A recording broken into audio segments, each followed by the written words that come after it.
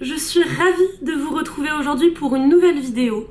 Vidéo dans laquelle je vais vous parler du final du défilé Printemps-été 2023 de Coperni.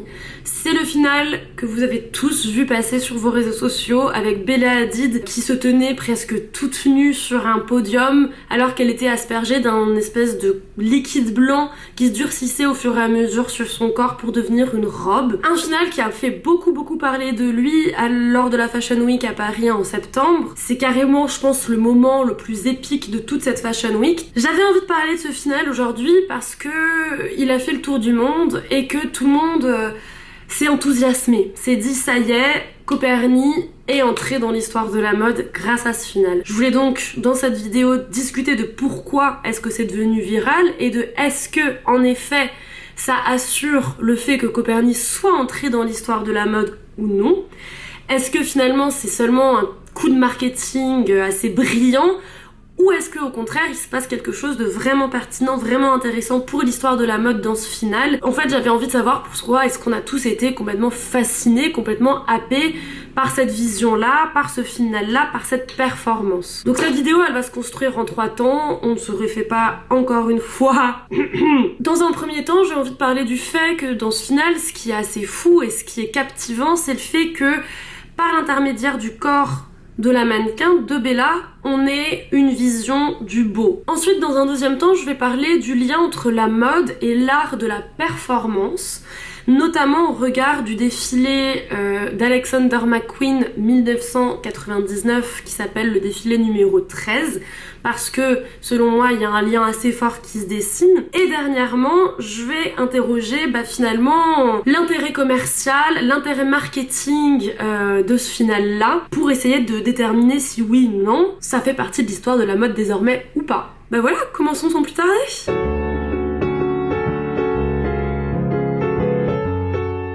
Alors d'abord, j'ai envie de vous parler d'une théorie qui nous est amenée par la philosophe française Véronique Bergen dans son livre Le corps glorieux de la top modèle. C'est un livre qui a été publié, je crois, en 2013.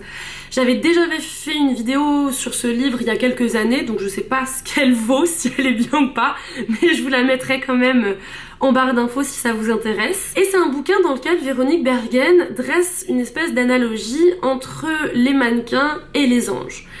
Elle nous dit que le corps des anges et le corps des mannequins partagent quelque chose. Et selon moi, sa théorie, elle est flagrante et elle prend tout son sens quand on regarde le final de Coperni. Elle avance que de la même manière que les anges sont les intermédiaires entre Dieu et nous, c'est-à-dire le commun des mortels, les mannequins sont les intermédiaires entre le beau et nous, le commun des mortels. En gros, elle nous raconte que les anges et les mannequins partagent un corps immatériel, un corps dépossédé de toute matérialité, un corps qui n'en est pas un quelque part, un corps qui est lumière, un corps éthéré. Et ça on le voit très bien en regardant Bella Hadid dans cette performance. On n'a pas l'impression de voir un vrai corps, on a l'impression que son corps il est dématérialisé et que Bella Hadid elle vit l'expérience d'une sorte de contre-incarnation. Et c'est assez intéressant et assez paradoxal parce que Bella Hadid ou les mannequins de manière générale sont censés incarner une idée.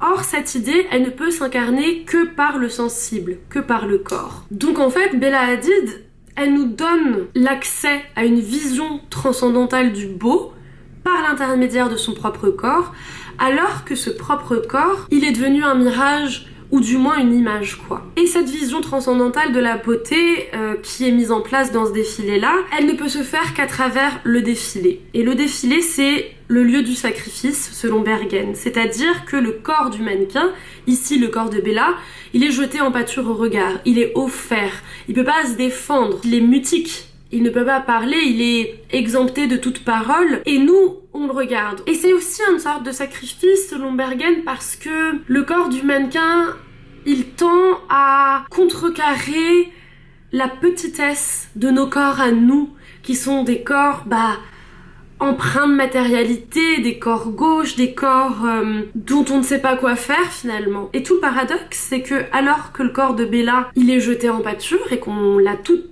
et toutes observé, reluqué sous ses moindres coutures, il a quand même quelque chose d'intouchable. Et Bergen le résume dans une phrase que je vais vous citer parce que je pourrais pas mieux paraphraser.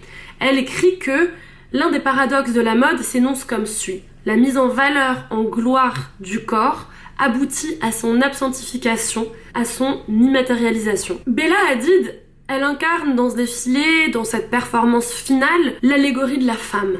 Et pourtant, elle est quand même, comme toutes les mannequins, le marqueur d'une époque et d'une tendance. Ça veut dire que sa beauté, elle est périssable. Et elle l'est d'autant plus, et c'est d'autant plus révélateur parce que c'est Bella Hadid, parce qu'elle a eu recours à des interventions de chirurgie esthétique. Elle en a admise une, sa rhinoplastie, qu'elle dit d'ailleurs regretter. Mais bon, vous savez vous très bien qu'il y a beaucoup de thé sur la toile à ce sujet, comme quoi elle aurait en fait eu recours à bien plus d'opérations de chirurgie esthétique ou du moins de médecine esthétique. Il y a beaucoup de photos d'avant-après, de vidéos à ce sujet sur YouTube aussi. Je vous laisse en juger par vous-même. On ne connaît pas la vérité vraie. Toujours est-il que il y a un avant, il y a un après avec Bella. Elle n'a pas la même tronche qu'il y a 5 ans, elle n'a pas le même corps qu'il y a 5 ans. Il y a vraiment quelque chose qui a été construit de toutes parts. C'est une beauté artificielle, c'est une beauté qu'elle a elle-même modelée. Et c'est ça qui est hyper intéressant. Et je dis ça sans jugement moral, hein. Je dis ça parce que, selon moi, ça dit quelque chose de ce défilé qui est assez important aussi. Parce que son corps, elle l'a sculpté pour qu'il corresponde aux idéaux de beauté contemporains. Ces idéaux de beauté contemporains, qu'est-ce que c'est ? C'est un corps blanc, maigre, aux traits occidentaux. Elle a d'ailleurs fait sa rhinoplastie pour y correspondre. Alors moi, quand j'ai regardé le final, il y a tout de suite l'image de Pygmalion qui m'est venue en tête pour plusieurs raisons. Pygmalion, c'est une figure de la mythologie grecque. En gros, c'est un homme qui haïssait les femmes jusqu'à ce qu'il en sculpte une et qu'il tombe amoureux littéralement de sa sculpture. Bella Hadid, elle a admis avoir fait cette rhinoplastie.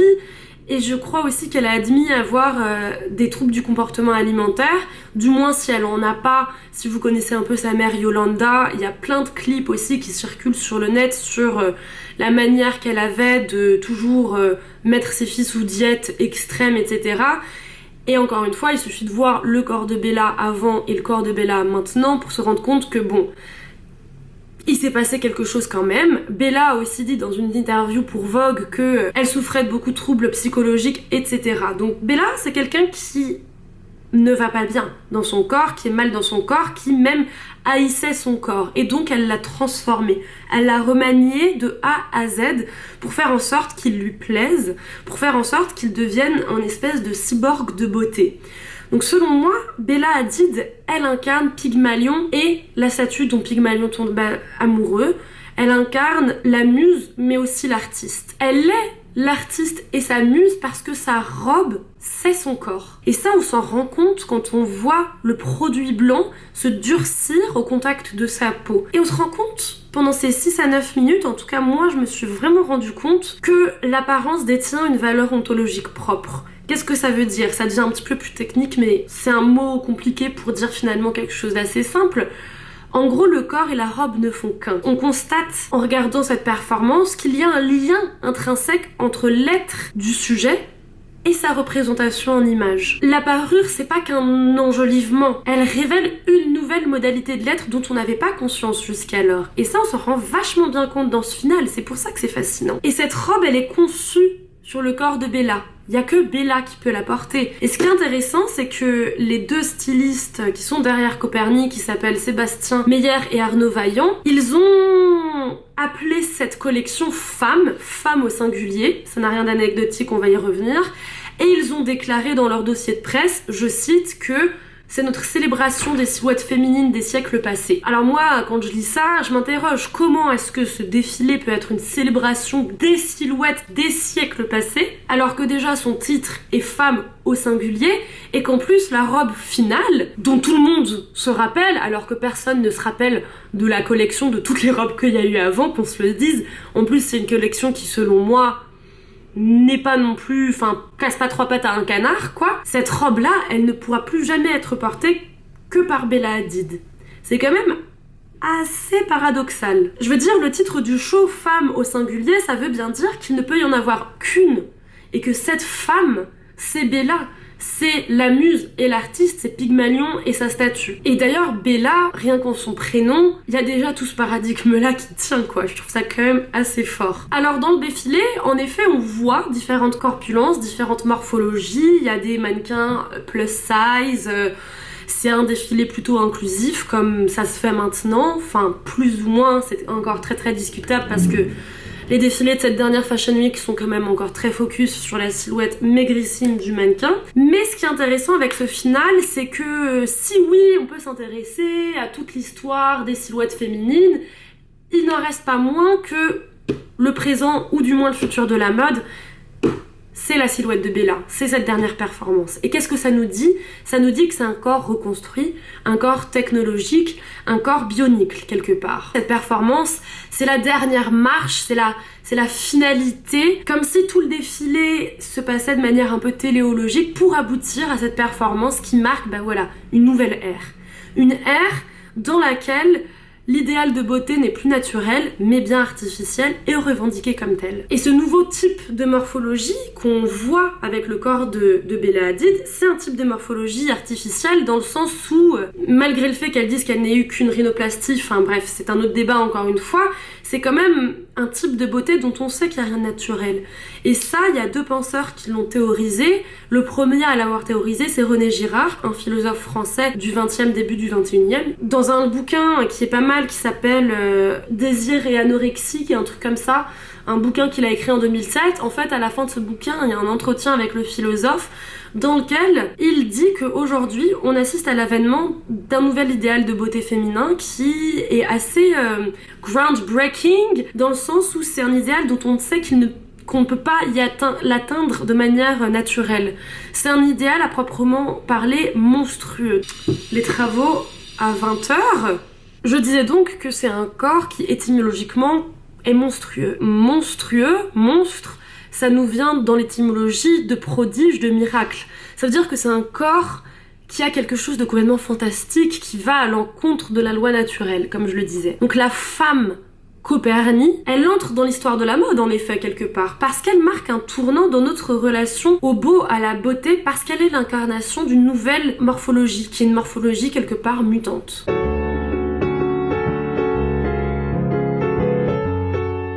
Alors les stylistes de Copernie ont affirmé que leur démarche n'avait rien à voir avec celle de Alexander McQueen lors de son défilé en 1999 intitulé Number 13, parce que c'est son 13e défilé. Mais bon, selon moi, ce que disent les artistes ou les stylistes de leur œuvre n'est pas toujours pertinent pour décortiquer cette même œuvre. Donc moi, je pense qu'il y a quand même un lien assez fort entre la performance de McQueen et la performance de Copernie, et je vais vous expliquer en quoi. Alors il y a aussi beaucoup de différences en effet entre ces deux performances, mais dresser une analogie entre les deux va nous permettre de comprendre un peu mieux la raison pour laquelle le défilé Copernie a fait du bruit et pourquoi est-ce qu'on a été autant fasciné par ce fameux final. Selon moi, ce que ces deux défilés partagent, ce que ces deux performances artistiques partagent, c'est l'idée encore une fois du sacrifice. En gros, lors du défilé de McQueen en 1999, on voit lors du final la mannequin et ancienne danseuse Shalom Harlow gesticuler sur une plateforme rotative qui tourne comme ça entre deux bras de robot qui lui pulvérisent littéralement de la peinture sur sa robe. Elle a une robe à l'origine blanche, immaculée, et qui va se transformer au fur et à mesure de la performance pour donner un espèce de motif abstrait avec cette peinture qui est projetée sur la toile blanche. Et en fait, on la voit gesticuler sur cette plateforme, on la voit se protéger des mouvements mécaniques et agressifs des robots qui semblent vraiment lui tirer dessus. Et il y a une grande vulnérabilité dans cette interprétation par Shalom Harlow, parce que à la fin, on voit qu'elle titube. Elle s'offre dans une sorte d'exposition et d'abandon total. Et c'est là que ça diffère avec la performance de Copernie, parce qu'on voit que Bella Hadid, même si, selon moi, elle a vu le défilé de McQueen, parce qu'il y a quand même une connivence entre sa gestuelle et celle de Shalom, elle incarne une forme de maîtrise de soi. Elle est imperturbable, elle se tient droite comme un i, comme une flèche sur ses deux jambes, elle cligne quasi pas des yeux, et elle regarde comme ça de manière fixe, droit devant elle, alors que le produit blanc est en train de se solidifier sur son corps. Ça fait d'elle une sorte de Vénus actualisée, Vénus des temps modernes, rigide, imperturbable dans sa pose. Il y a quelque chose quand même dans les faits très très différent. Il y a un autre pont entre ces deux défilés, c'est que dans celui de McQueen, dans le numéro 13 de McQueen, la thématique du corps féminin revient, et notamment la thématique de l'inclusivité. Encore une fois, McQueen a été précurseur, même pionnier, puisque bon, c'est quand même en 99. Et surtout, il est aussi plus radical, parce qu'il fait défiler Amy Mullins, c'est une championne olympique qui est amputée, et qui est aussi en couverture du magazine Dazed and Confused de la même année, qui est un numéro qui a été éditorialisé par McQueen lui-même, en gros. Et lors du défilé, elle portait des sortes de bottes prothèses en bois sculpté, c'est assez magnifique. Et les gens, les spectateurs, les journalistes n'avaient pas compris qu'il s'agissait d'une prothèse et qu'il s'agissait donc d'un mannequin handicapé. C'est-à-dire qu'après le défilé, il y a des journalistes qui sont venus chez McQueen et qui ont demandé pour des éditoriaux de mode, est-ce que vous pouvez nous filer ces bottes? Ils n'ont pas compris que c'était une prothèse. C'est quand même fou. McQueen n'en a pas fait l'apologie plus que ça, quoi. Diverses interprétations ont été apportées pour ce final du défilé Alexander McQueen. C'est un défilé qui a été aussi très inspiré du mouvement Arts and Crafts. C'est un défilé qui avait un esprit très très romantique, très sombre, très torturé, comme tous les défilés McQueen. En regardant les deux défilés, en essayant de les comparer, je me suis demandé si la principale différence aussi entre ces deux finales, performance, anyway, c'est que Bella aussi est sa propre créatrice, comme je le disais. Elle est son propre personnage. She owns her persona, if you know what I mean. Oui, ça fait 2 mois que je viens en Grande-Bretagne, et alors je flex beaucoup trop. Mais en gros, je me suis demandé si c'était pas ça, toute la différence, et si c'était pas ça qui expliquait que elle apparaisse tellement imperturbable, sûre d'elle, forte, là où Shalom Harlow avait l'air tellement démunie, tellement vulnérable. Puis je me suis demandé aussi si c'était vraiment une garantie de son autonomie, de sa puissance d'agir, de son agency, comme disent les Anglais. Désolée, je vais me calmer, je vous assure, ça va bien se passer. Agency qu'on pourrait traduire en français comme étant la puissance d'agir, en fait. Une forme d'agency à laquelle Shalom n'a pas eu le droit parce qu'elle n'avait pas ce contrôle sur son corps, elle n'avait pas forcément ce regard sur son corps, et surtout c'était une autre époque aussi. Mais aussi, la double question qui vient directement après celle que je viens de poser, c'est de quelle sorte de agency, de quelle sorte de puissance d'agir est-ce qu'on peut parler si l'origine du persona de Bella, c'est la volonté d'atteindre la perfection. Une perfection évidemment impitoyable. Et finalement aussi, ce que je me suis dit, c'est que là où Shalom avait l'air tellement fragile, vulnérable, exposée, Bella, elle avait l'air de ce qu'on pourrait appeler nous, les Gen Z, il faut que j'arrête, franchement je deviens gênante, de fierce. Fierce à comprendre comme féroce. Le look fierce qu'on a quand on regarde Bella en train de faire cette performance, ça pourrait être finalement l'incarnation du corps capitaliste par excellence, l'incarnation du corps performant, régi par un principe d'autorégulation qui va permettre de gagner la compétition sociale grâce à l'attractivité physique. L'aboutissement de ma réflexion quand j'ai comparé ces deux performances, je me suis dit que la performance de Copernic entrer quelque part dans l'histoire de la mode au sens où elle marque l'accomplissement du corps performant, son aboutissement, et la fin du corps périssable, fragile, humain. Alors est-ce qu'il s'agit d'un coup de marketing extrêmement bien mené, ou est-ce que vraiment il y a quelque chose d'artistique dans ce défilé? C'est le dernier point que j'ai envie d'évoquer dans cette vidéo.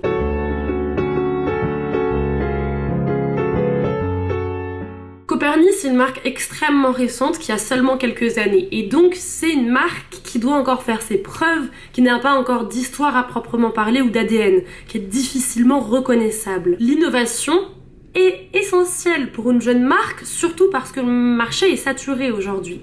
D'autant plus que cette marque, elle tient son nom à Nicolas Copernic, qui est le grand mathématicien et astronome de la Renaissance. Et c'est pas un hasard non plus, parce que ça traduit déjà la volonté de stylistes de révolutionner technologiquement, industriellement la mode. C'est une marque qui mélange vraiment savamment science, mode, art, artisanat, avec notamment par exemple leur fameux sac en verre. C'est un produit qui avait aussi un peu break the internet quand il est sorti et qui n'existait pas jusqu'à présent. Coperni, c'est une marque qui va vraiment dans le chemin de l'innovation conceptuelle mais aussi technique de ce qu'est la mode. Quand on regarde ce final, on se pose la question de qu'est-ce que c'est la mode. En fait, c'est Manel Torres, un scientifique qui a créé ce tissu à vaporiser en 2012, donc ça fait quand même 10 ans qu'il existe, et il a déjà été utilisé pour d'autres shows, pour d'autres défilés de mode. Donc Coperni n'a pas le monopole du tissu à vaporiser.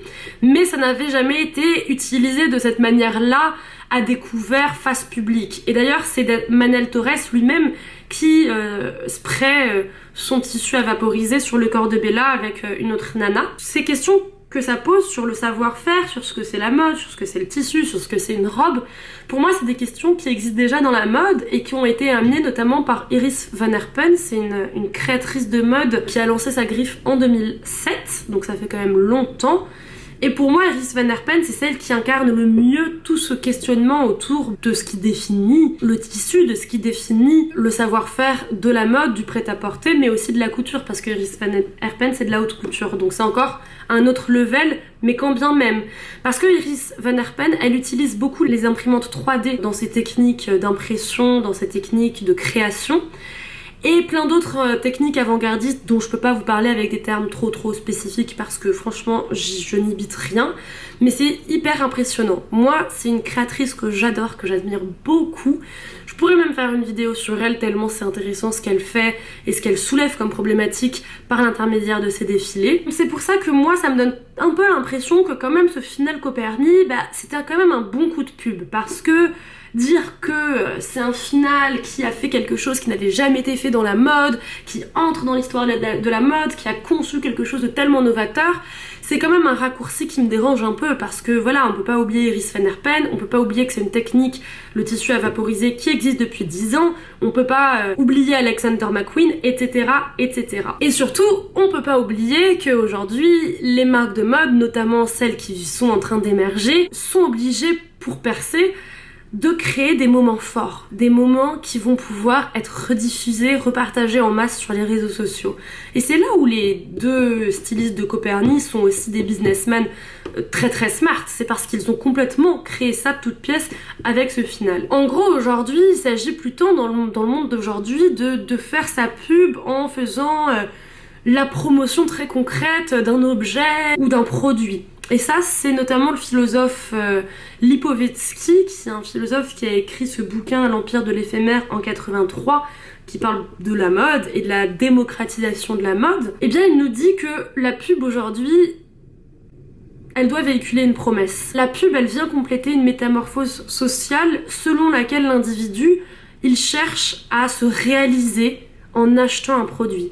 Il cherche à réaliser son ego, à devenir lui-même. Donc la pub aujourd'hui, c'est totalement un facteur du néo-narcissisme contemporain, quoi. Une bonne pub aujourd'hui, elle cherche à créer une réaction, à créer un écho chez le récepteur de la pub, une résonance, un sentiment, une réaction, une émotion. Le potentiel acheteur, le potentiel consommateur veut qu'on lui parle à lui en tant qu'individu. Il a envie de personnalité, il a envie de se dire qu'il a des goûts autonomes.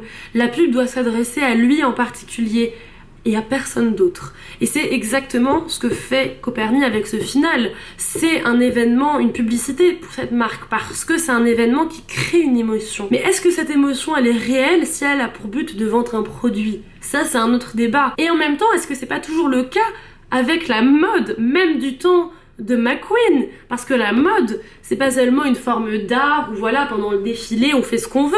Non, la finalité de la mode, c'est quand même de vendre des fringues que, in fine, des personnes seront amenées à porter. Et la performance Coperni, elle a pas cessé d'attirer l'attention, et en ce sens-là, avec l'impact visuel qu'une telle performance a, c'est une réussite marketing à 3000%. Avant même d'être un temps fort de la mode, c'est simplement une réussite commerciale et marketing. Et ils sont très forts parce que c'est pas leur première. Ça veut pas dire que ça évacue complètement le potentiel artistique et conceptuel de la performance. La preuve, je viens d'en parler pendant, je sais pas, une vingtaine de minutes, et il y avait plein de choses à démêler de cette performance, il y a plein de choses à dire. Selon moi, de toute manière, il y a que le temps qui pourra nous dire si cette performance a vraiment fait événement et est entrée dans la mode, si on s'en rappellera toujours dans 10, 20, 30 ans.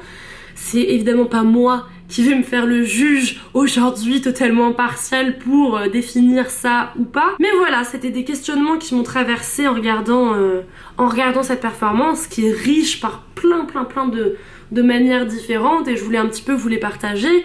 Maintenant, mon avis plus perso, c'est que évidemment c'est un énorme coup de pub, évidemment qu'il savait très bien ce qu'il faisait, mais c'est quand même très réussi. Pour moi, il y a quelque chose d'artistique aussi dans cette forme de publicité. Pour moi, il y a quelque chose qui engage quand même le spectateur d'une manière assez nouvelle, assez novatrice, pour tous les questionnements que ça a chamboulé en moi et que je viens de vous partager.